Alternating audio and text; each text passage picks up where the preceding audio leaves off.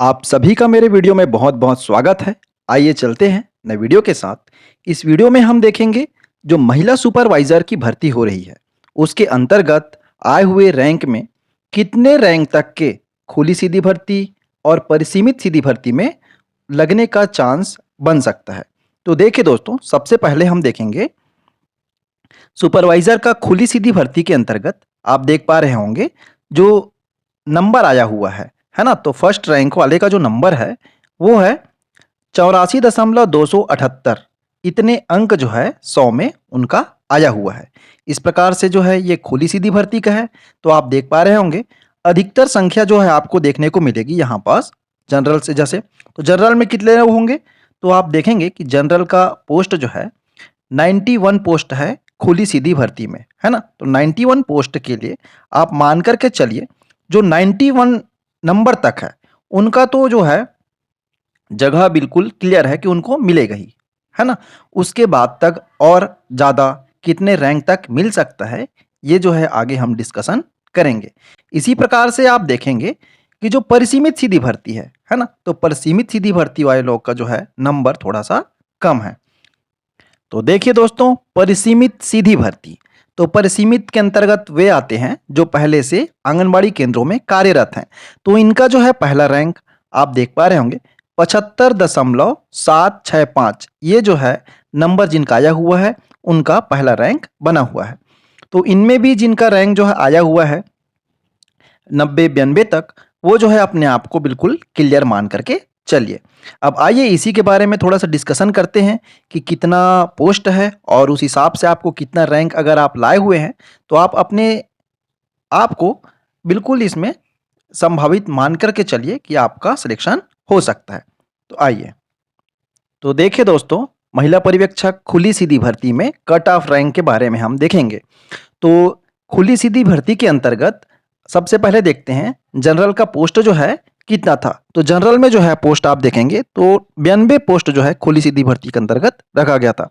उसी प्रकार से एसटी के लिए 71 पोस्ट, एससी के लिए 26 पोस्ट और ओबीसी के लिए 31 पोस्ट। तो टोटल जो है आप सभी को मालूम है 220 पोस्ट जो है था।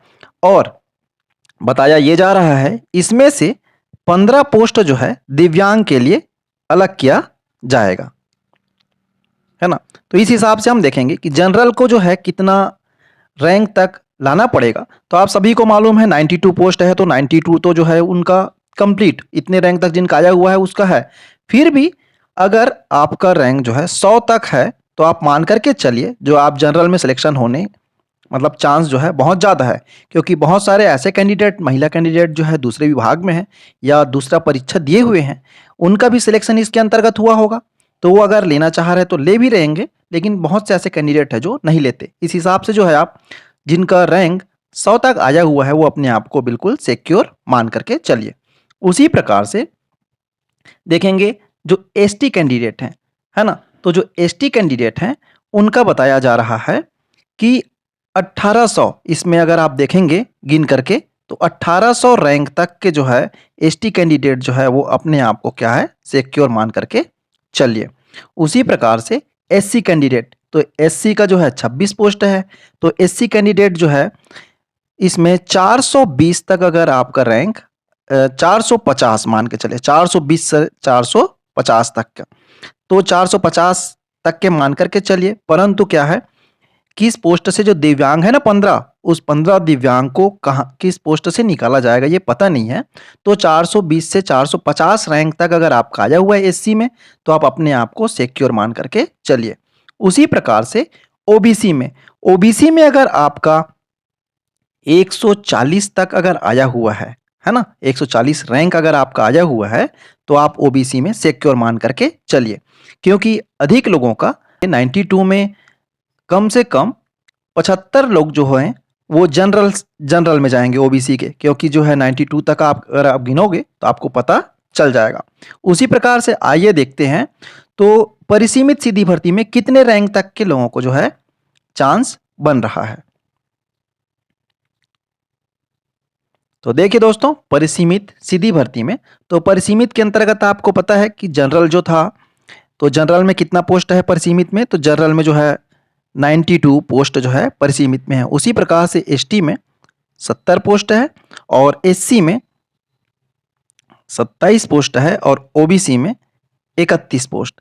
इसमें भी दिव्यांग को 15 पोस्ट जो है इन पोस्ट में से दिया गया है दोस्तों, है ना। अब आइए देखते हैं कितने रैंक तक अगर आप ला लेते हैं। तो आप सभी को मालूम है परिसीमित का जो अंक है वो कम है, मतलब जिनका फर्स्ट रैंक है उनका 75 दशमलव कुछ है।